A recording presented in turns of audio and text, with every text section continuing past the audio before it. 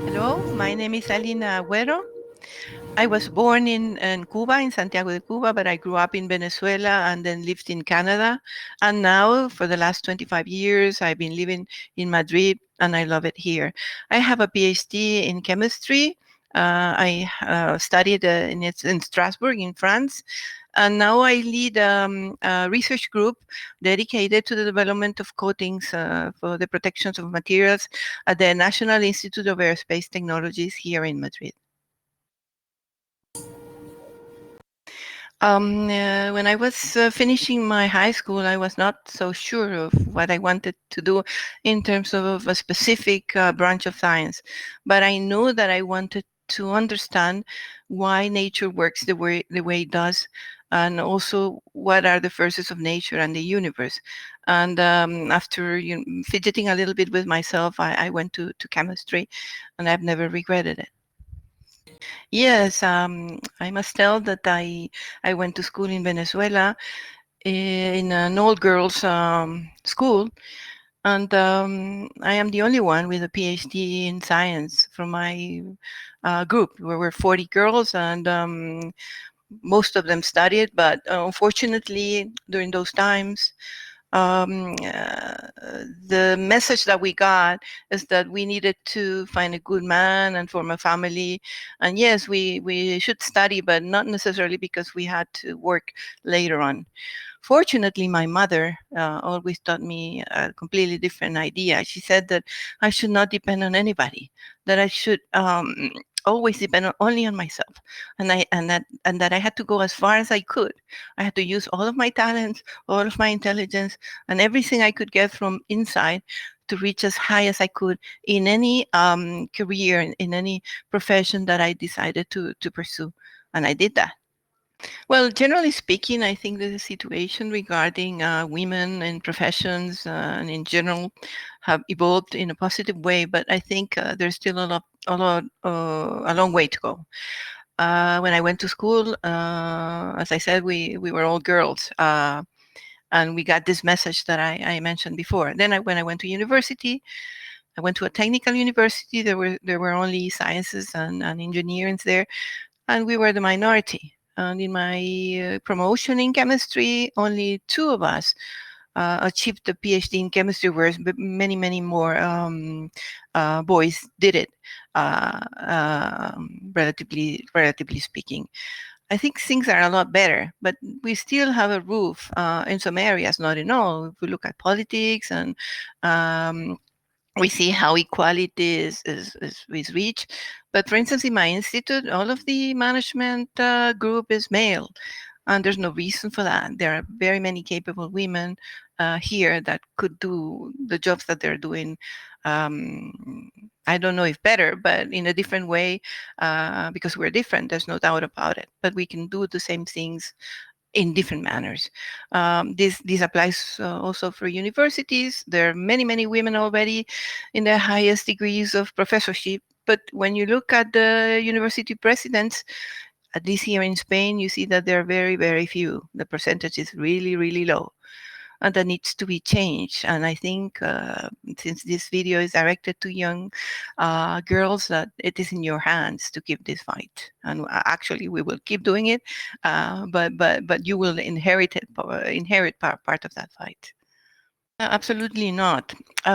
Because I guess the first thing I did was to choose the right man. Actually, I'm not with him anymore, but the conditions were perfectly set up before we engaged in building a family. And that meant that we had to share every single responsibility at home and at work. So there was no roles because I was a woman or he was a man. We share that, and actually, my baby was born when I was working on my PhD thesis in Strasbourg, and he was also studying. So that meant that I had to work at night, and and I stayed during the day with my son, so he could go to classes. But it could be worked out. I slept when I could, and that worked very well. Then after I split from him and I was alone, things were different. But that was not because I was a woman. It's simply because I was raising a child by myself and I was also working. but that's not something that I can say it was more difficult again because I was a woman. So I forgot to say earlier that I feel that I am an explorer. I feel that every scientist, that every engineer is an explorer of the forces that rule nature and the universe, and we try to understand them and to use them to make our lives easier, to make our life better. And within that area, I have dedicated my, I guess, last 25 years or more, a little bit more, to work with materials and to protect them. As women, as humans, we have a skin that protects our body from heat and from infections. Well, the same thing can apply to anything you can think of. If we protect metal pieces from corrosion and from wear, they will last longer. So we will help our environment in this manner. So examples, for instance, everybody can know and have had in their hands a potato chip bag. And if you open them, you can see that there's a silverish lining inside.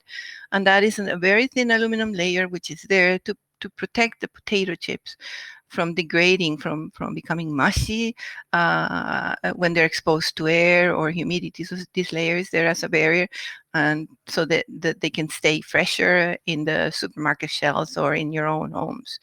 From there, we can go to the space station. I'm sure that most of us have seen these beautiful images when we see a lot of yellow, some sort of yellow paper wrapping some of the spots of the space stations. And this is a material that is there for thermal protection of several elements of the space station. And on top of it, it needs to have a protection from the space environment, which is very complex because it has particles, radiation, and something called atomic oxygen that eats the material of which the material itself is made. So a very thin layer is there to protect that from happening. If we also go to aircrafts, the jet engines right now need coatings to work the way they do, meaning that right now aircraft can fly more using less fuel thanks to the coatings that are applied. That means that we use less fuel, therefore we contaminate less the air. We reduce the emissions of harmful gases into the environment. Another applications we can find, for instance, in buildings. We all have seen all those nice, beautiful color windows, yellow, pink sometimes. And that is not only there for decoration, that is also a thin film, but it's also there to, in winter, let the heat from the sun come in, and in the summer, prevent the heat to go in. So these layers help to maintain the temperature of our homes or our buildings in general. Or we can also think of watches. We've seen all these nice looking gold watches, but most of them, let me tell you, are not made of gold. They're made of steel, and they have a very thin layer on top, which could be gold or maybe some other material that looks like gold, but is even better in terms of scratch resistance and so on. And I want to also add that this has been happening for very, very, very many years. And I had the opportunity not too long ago to visit the burial ground of the um, uh, terracotta warriors in China. And I was able to see a sword made of iron, which was covered with a layer of chromium. And the reason that sword, after more than 2,000 years, is still there is because of this layer of chromium that prevents the iron to degrade thanks to corrosion, humidity, etc.